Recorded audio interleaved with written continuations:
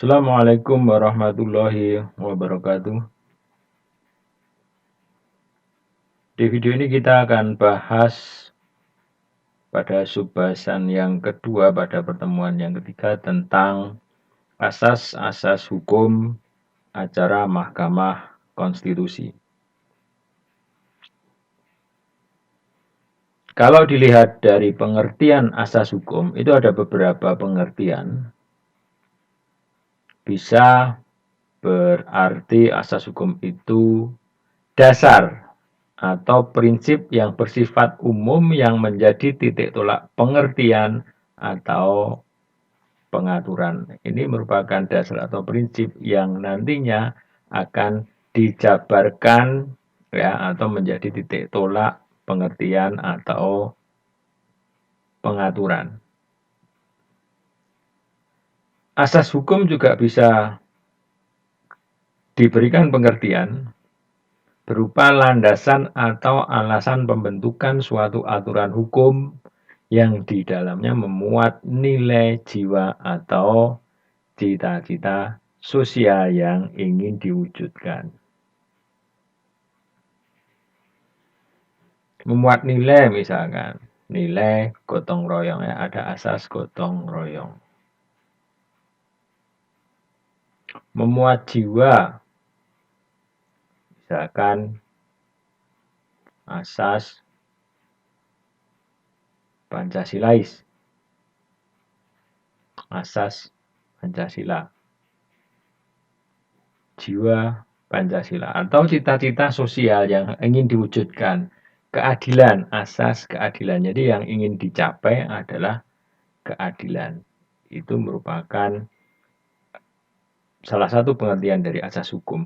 Kemudian asas hukum juga merupakan jantung yang menghubungkan antara aturan hukum dengan cita-cita dan pandangan masyarakat, di mana hukum itu berlaku atau disebut juga dengan asas hukum objektif. Jadi merupakan jantungnya antara cita-cita dan pandangan masyarakat dengan aturan hukum itu. Atau juga asas hukum itu diberikan pengertian norma umum yang dihasilkan dari pengendapan hukum positif. Jadi dari beberapa aturan-aturan hukum positif itu apabila diendapkan nanti akan menjadi satu norma umum. Nah, itu juga disebut dengan asas hukum. Kalau kita berbicara tentang konteks hukum acara Mahkamah Konstitusi di sini, maka pengertian asas hukum di sini adalah prinsip-prinsip dasar yang bersifat umum sebagai panduan atau bahkan sebagai ruh dalam penyelenggaraan peradilan konstitusi. Jadi merupakan prinsip-prinsip dasar atau yang menjadi ruh penyelenggaraan peradilan konstitusi. Ya, di mana prinsip-prinsip dasar itu nanti akan dijabarkan ke dalam peraturan-peraturan di dalam hukum acara Mahkamah Konstitusi. Tujuannya apa? Asas itu diperlukan untuk mencapai tujuan tegaknya hukum dan keadilan. Khususnya karena kita berbicara tentang konstitusi berarti khusus untuk supremasi konstitusi dan perlindungan hak konstitusional warga negara yang diatur di dalam konstitusi. Nah, ini tadi saya sampaikan asas-asas hukum nanti akan dijabarkan, akan dirinci atau akan dimanifestasikan di dalam peraturan maupun di dalam praktek penyelenggaraan proses peradilan di Mahkamah Konstitusi atau praktek hukum acara di Mahkamah Konstitusi.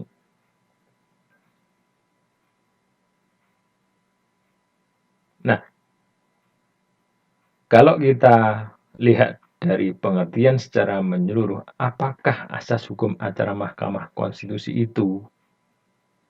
Nah, di sini dapat diberikan pengertian asas hukum acara MK merupakan pedoman dan prinsip yang memandu hakim, ya dalam hal ini adalah hakim konstitusi dalam menyelenggarakan peradilan.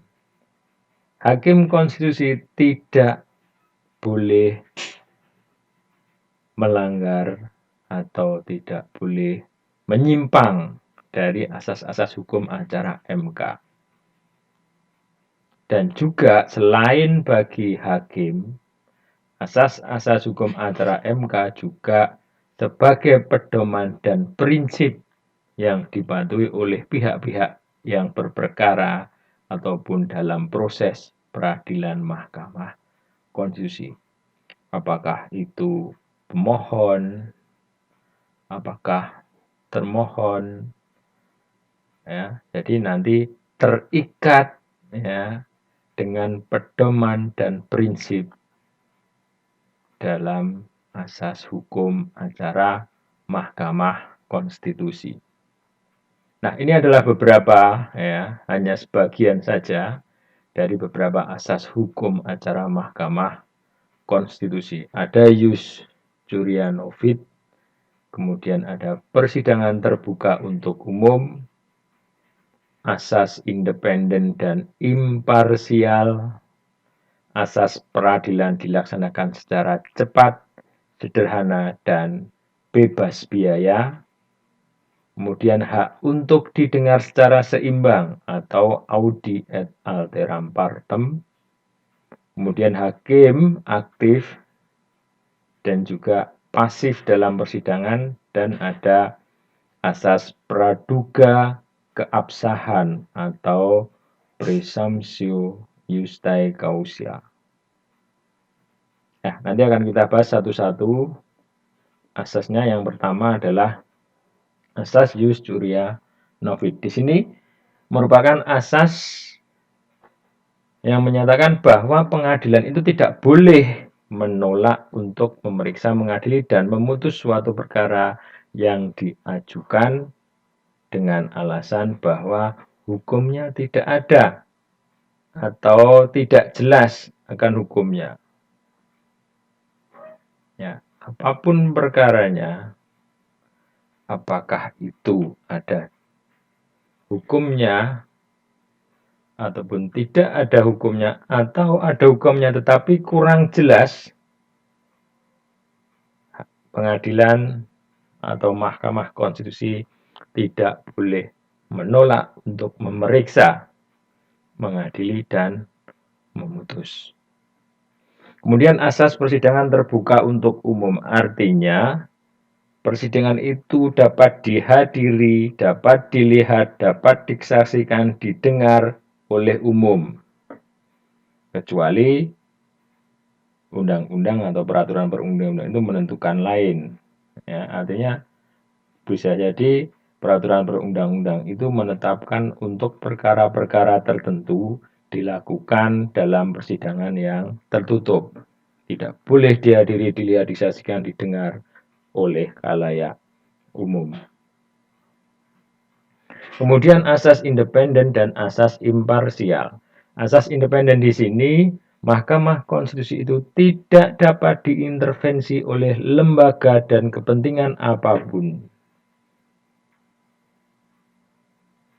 Apakah itu lembaga eksekutif, presiden, ataupun lembaga legislatif, ataupun DPR, tidak dapat melakukan intervensi, misalkan untuk meminta supaya memenangkan perkaranya atau menolak undang-undang yang diajukan pengujian. Nanti kalau tidak ditolak, hakim, kamu akan saya turunkan misalnya. Ini tidak bisa ya, diintervensi oleh lembaga atau kepentingan apapun. Kemudian asas imparsial, artinya Mahkamah Konstitusi tidak memihak kepada salah satu pihak yang berperkara. Tidak boleh condong ke salah satu pihak. Jadi tidak ada keberpihakan ke salah satu pihak yang berperkara. Kemudian asas peradilan cepat, sederhana, dan bebas biaya.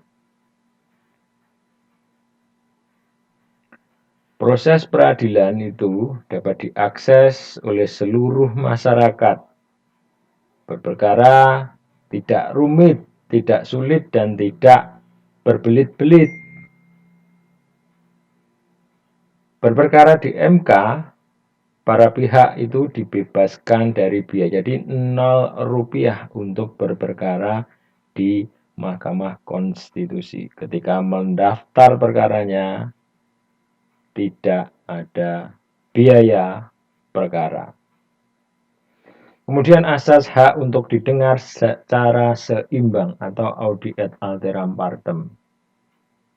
Para pihak mempunyai hak yang sama untuk didengar, untuk mengajukan bukti, untuk mengajukan permohonan, untuk mengajukan sanggahan. Artinya ketika pemohon mengajukan permohonannya, berarti pihak yang lain diberikan hak yang sama untuk menjawab apa yang menjadi permohonan pemohon. Pemohon diberikan hak untuk mengajukan bukti misalkan, maka pihak yang lainnya juga diberikan hak yang sama untuk mengajukan bukti, apakah bukti surat, bukti saksi, atau ahli, atau bukti alat bukti yang lainnya.